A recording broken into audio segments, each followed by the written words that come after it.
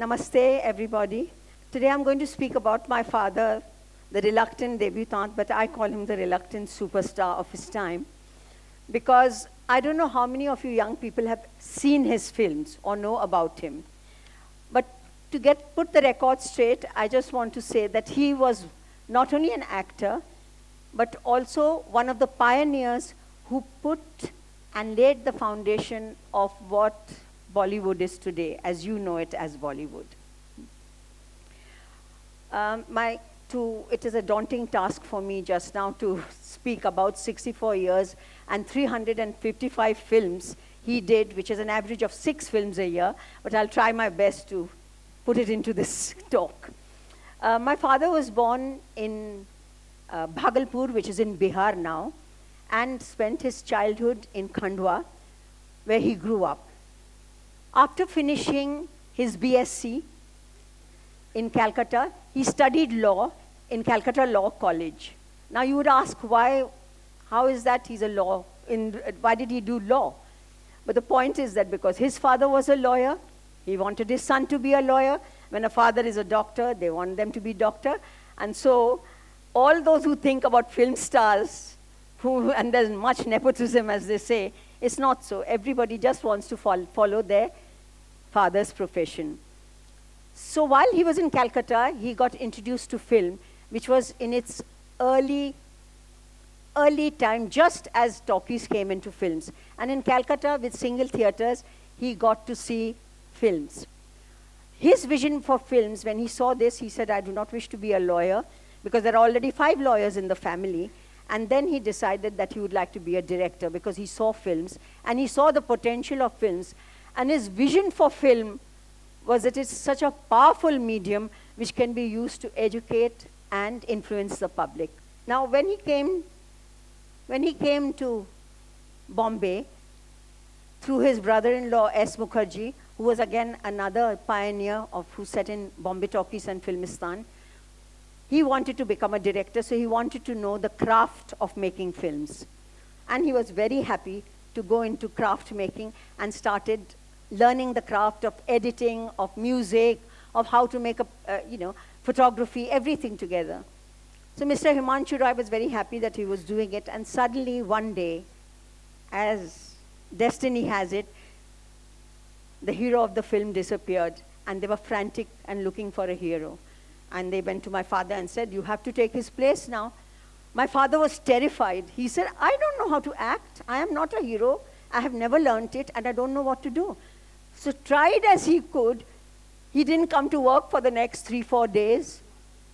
And he didn't, he went and shaved off his hair to a crew cut so that he wouldn't have the hero image. And so he was what I call the reluctant debutante. But when he came back, Himanshu Rai forced him and requested him just to do this. And he said, okay, just this one time I will do the role. And he started with Jeevan Naiya, Achut Kanya, Kismat. 9 films of his were directed by a German director called Franz Osten. Well, he didn't know acting. He was awkward. He was everything. But I don't know, it was destiny. All his 7 and 9 films that he did with Franz Osten were major hits. The public loved the young man, the awkward young man. They somehow related to him, and then a star was born. He rose to stardom beyond the expectation of anybody. Himself, also my uncle, Mr. S. Mukherjee, and also Himanshu Rai. And as I said, 9 films were hits. So he now started doing something to better himself as an actor, because he thought he did not possess anything. In those days, there was no schools for acting as you have now.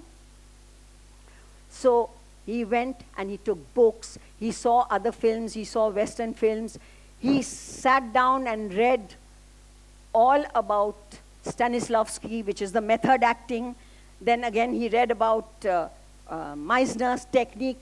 But all he did by himself, he'd go to the seashore and throw his voice, because he had a very weak voice in the first few films. So all he did was he went to the seashore, threw his voice to improve his voice. And this is the way he put in hard work and grit and managed to reach some standard of acting at that time. No, I do like Mahal again. Now, after he did this, he wanted to produce films because he felt, well, just being an actor is not enough. He wanted to be a director all his life. So he said, I want to produce films.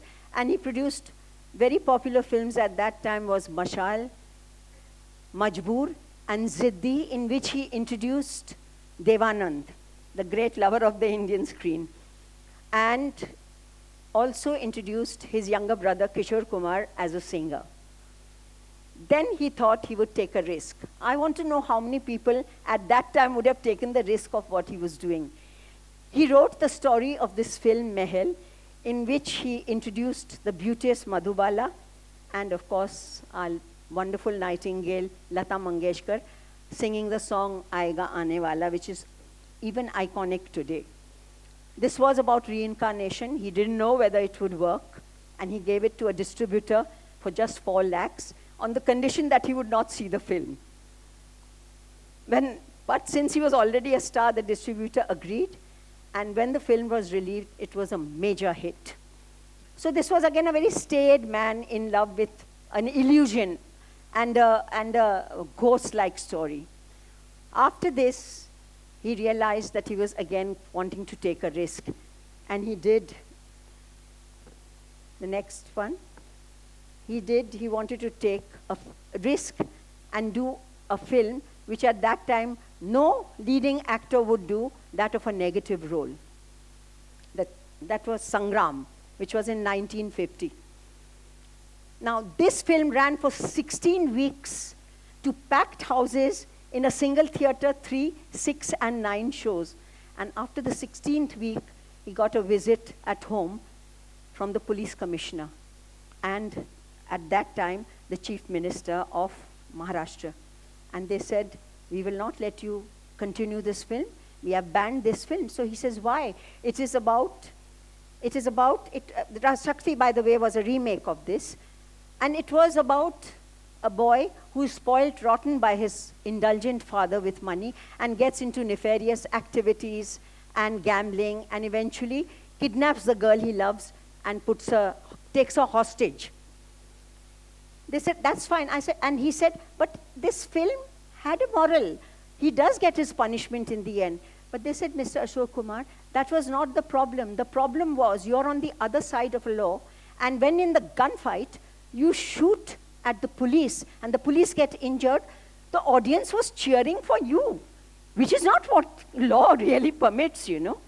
So my father had a second thoughts on that, and he realized that he had glamorized violence. And they said, you are a role model. We will not let you do these kind of films anymore. I'm sorry. People want to follow this against law. So then he started working in all, little bit of boring for him, inspector roles, you know, investigative detective, and all those kind of roles. We filled in. Again, he got a little, and that's his, and he poured life into his roles, even if it was not the main lead. And of course, that's this with my uncle. But he poured life into it, and he always thought that you have to give so much of yourself and not be yourself. Means you have to draw, an actor has to draw from the experiences of yourself to play somebody else. And he always felt, you know, people think it is so difficult to make it look so easy. That was his main line. He says, people think, "Aap to acting hi nahi karte," but he was acting, but it had to draw from within. Again, he took another risk. By acting in a film called Qanun. Now, Qanun is a very good film. It was about the abolition of capital punishment, that the state have a right to take life when the evidence is not correct. He is evicted in this place, in this film, as a murderer, but when the thing comes out, it comes that he was innocent. And so, you know, there's never real evidence whether this should be carried out. Today, even in the rarest of rare cases, they give capital punishment in India and all over the world. But what was the risk my father took? This was the first Hindi film without a song. And everybody told him, please don't do it, the film won't do, but it did major business. Most of his films did a lot at that time on social issues, some little message to be passed on. Ek Hi Rasta was about widow remarriage, which at that time nobody liked, and I think society still doesn't approve of it. Then he did Meri Surat Teri Aankhein, which was about a very ugly man who had a beautiful voice and was in love with a beautiful girl, but she never knew that this beautiful voice belonged to such an ugly man. So I told my father, how ugly you are in this film. So yeah, I said, Papa, he says, you have to realize, do you want to be a good actor or you only want to look good all the time? And so I understood what he said, and he went on. Now, then again, as my father, he wanted to reinvent himself every time. And the audiences loved him because he had a smooth, natural style. He didn't like the theatrical style of acting, too much dialogue. You know, it was like preaching. So he said there is a certain thing called subtexting. That means what you do not say, but you talk. You say the dialogue, but what is not said. And that he tried to perfect that technique with him. So all these films, suddenly people also accepted him as a comedian, but now he realized that he could not be a star and a glamorous film star all his life. And so he concentrated more and more on wanting to become an actor. Okay. Now this song, I think, is quite popular. यक चतुर नार करके सिंगार, यक चतुर नार करके सिंगार, मेरे मन के द्वार ये घुसत जात, हम मरत जात, अरे चतुर नार करके सिंगार. Okay, this song was remixed by my uncle in 1968, but the first version was sung by my father in 1941 in Jhula, which nobody knows. Yeah, nobody knows that. चतुर नार कर कर श्रृंगार, एक चतुर नार कर कर श्रृंगार, ढाड़े अपने द्वार जिया निक सुजात, एक पलक मार हंस मोरा मन लीनो, ऐसी चतुर नार कर कर श्रृंगार. Surprise, he was a singer also. And he didn't like playback because there was no playback. He didn't know how hard it was for them to sing and act with everything. Today, everything is changed. It is so easy for everybody to do everything. But they had to do it, and it was very hard work. They didn't have any of the luxuries that today's stars have. Then, in 1966, he fell very ill. And he came back from America after a very serious operation. And Dev Anand and Vijay Anand, the director, came to him and said, Gadamoni, are you willing to take a risk to play the villain again? He said, what villain again? Why do you want me to play this role of the jewel thief? He said, because you don't look like a thief, that's why. So he said, oh, so that was an element of surprise again for the audience. And they loved him because in the end, of course, he gets caught and he's put in jail. But he did it with such aplomb that even Devanand said, in fun, he said, Dadamoni, you took over the role from me. Huh? You took over the film. Then he acted in Gumrah, which was about infidelity, which was a very, again, socially oriented film in which he gives his wife the option of choosing whether she wants to go to her lover back again or to remain with the husband, which was a big thing in those days, to give the woman a choice to do that. Then as he graduated into doing older roles, very smoothly went into doing grandfathers.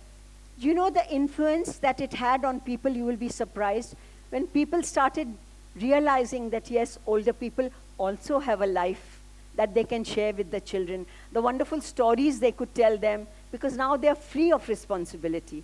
And it did influence, and then people started thinking, wow, it may be good to have an older person live in the house, which today is a very big problem in nuclear families. So that's when he did Ashirwad, for which he won the national award. And I think most, even younger people know this song. It was rap he introduced, which is just rhythm and poetry. मंगल की हाट गांव में मेला भीड़ झमेला टूटी दीवार टट्टू सवार रेलगाड़ी रेलगाड़ी बीच वाले स्टेशन बोले रुक रुक रुक रुक रुक रुक रुक रुक. I think many people have heard this rap, right? Okay. Okay, now this film was again very socially oriented, where it is about his relationship with his daughter, but he loses her because his friend's daughter is raped, and he inadvertently kills the young man who raped the daughter and goes into jail. And his coming back, and it's a very emotional story about his father. Then in Millie, he did the agonizing role of realizing that his daughter, who is Jaya Bachchan in this, is going to die of cancer. And in Khatta Meetha, he was the lovable Parsi. I must say this was a very nice minor classic about a widower marrying another widow. And it was beautifully done without being caricaturish. And again, the films. So all these films have been hits. Of course, he had lots of flops also, but, well, that's what we said about it. Next, he did Mr. India. I think you've all seen Mr. India, most people have, with Sridevi and Anil Kapoor. Now in this, you remember 40 years ago, James Bond had discovered that watch in which you could talk into. So what did films do, actually? They thought about the future. And the same trick was used in Mr. India, where Mr. India talks to the watch, which was invented by my father, the scientist, where he could do the disappearing act whenever Mogambo hush hua aata hai, you know? So many people have seen this film. Then his many awards, I don't know how to talk about it. To him, awards, except for the national awards, the other awards were all that awards he wanted was from his fans, which really helped him. He got the Padma Vibhushan, he got Dada Saheb Phalke Award, and many Lifetime Achievement Awards, and many. As a hobby, where did this man, who had 24 hours in the day also, get the time to do his hobbies? That has to go, the credit has to go to my mother, who between 7 o'clock and 10 o'clock did not let anybody disturb him in his bathroom, because there he would sit and read his dialogue, learn whatever he had to do. He would paint, he would do anything. But those 3 hours were very precious to him. Unfortunately, there was no media and social media and Instagram and everything. But in any case, he never answered the phone. This is when he started doing homeopathy. He had a very large social conscience. And my mother was very ill, and she had a congenital lung problem. He started homeopathy and then did it as a social service. He would see people and patients on holidays, when he had a holiday, and on Sundays. And he had a healing touch, so patients did get cure. And one major one, which I just want to tell you, was his passion for doing things was, this girl 14-year-old girl, had to have her gangrened leg cut off, which was a shock for the mother and the parents and the girl herself. He sat for 3 days and 3 nights without sleep, finding an antidote in homeopathy to cure this girl. And in 6 months, he did cure her. And it was a major thing, and in that hospital, I think there is still an Ashok Kumar ward in Ghatkopar. His other thing was painting. When he fell sick, he wanted to learn to do painting, because it was again a creative outlet. He was not working. So the creative outlet of painting, he learned to do the most difficult thing, that is watercolor without pencil.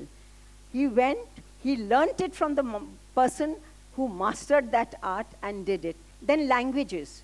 He spoke many, many languages. He learned German, he learned French, and of course he knew English, Hindi, Sanskrit, Urdu. He worked in Bengali films, Marathi film, and Gujarati film. So he knew a lot of languages. To him, language meant that the minute you speak more languages, you know the culture and tradition of all these kinds of people that we have. Now when he acted, this is with Raj Kapoor, Dilip Kumar, everybody whom he ever acted with, there was a certain kind of happiness in my father, which we felt. He was always laughing. Of course, his image was that of a very staid old man, but he was full of fun, even more fun than my uncle at times, Kishore Kumar. It really was. You had to see him in his elements. But he always told us, there is no happiness outside yourself. It is always within. and always try to find happiness from within yourself. This was one of the great lessons that he taught us children. And here he is, and he got along with his co-stars because he never stole a scene from anybody. In fact, he used the Meisner technique, which I'm just informing you about, which Robert De Niro, Al Pacino, all of them did in the 70s. He discovered it in the 1940s, where he knew, as you do in natural life, how do you react to people? And that's your response, your body language. How is your response to the other person? So that the film and the scene gets enhanced, and so does your performance. So he got along with everybody, young directors, old directors, everybody. He had that kind of a temperament, and he comes from that school of thought where he thought everything should be shared. And now lastly, I would like to speak about my father. As a father, as I knew him, my father's life was marked by a simplicity which even I cannot fathom, even after having reached such heights of stardom. His unshakable faith in the values given by his upper middle class parents stayed with him always. And he instilled the same things in us. First was moderation and equilibrium, whether your films do well or whether they flopped. He never, ever showed he was unhappy or not unhappy. His whole point was that for the pursuit of excellence, you have to focus with truth, integrity, and sincerity in whatever you do, no matter what happens. Do not be, don't be distracted by the trappings of money, house, this, that, all that comes. But when you lose focus, you lose all that also. Discipline, of course, was a very big part of him, because he said, without discipline, you cannot empower yourself. And I just want to say that as a father, I really appreciate him now even much more. For me, being with my father was like a workshop. I learned so much from my father. He never taught us, like telling us, now do this and do that. He did it by example, by exposing us by fantastic storytelling. In fact, I just have to tell you an incident, how he used to tell us stories, and we used to sit spellbound listening to him. One day in the sets of Mahal, an old gentleman came and said in Bengali, Ashok, you remember when you were 5 years old, you used to tell me fantastic stories about flying tigers and this and all that. So my father got a little shocked. He said, sir, I'm telling you stories. I can't believe that. He said, yes. And the gentleman was none other than the very famous Bengali novelist, Sarat Chandra Chatterjee. If you have heard of him. I don't know if the young people have heard of him. However, his storytelling, his showing us films, exposing us to music, to art, all this helped us to develop ourselves. And one thing he always loved was to recite this poem, which I thought I would like to share with you, if there's just enough 2 minutes to share this. This he said, whenever he became nostalgic, across the fields of yesterday, he sometimes comes to me, a little boy just back from play, the boy I used to be. And I feel so nostalgic about my father at this point. And I feel his vision for film was that of not just entertainment, but somewhere it should touch the spectator and fans and think of the human condition. So he was sensitive enough to think all that. And for me today, my father's presence is still living. And I remember his winsome smile and his twinkling eyes, that the times he spent with us. And I think even not only for the family and friends and fans, he has left a priceless legacy. Thank you very much for listening to me on that.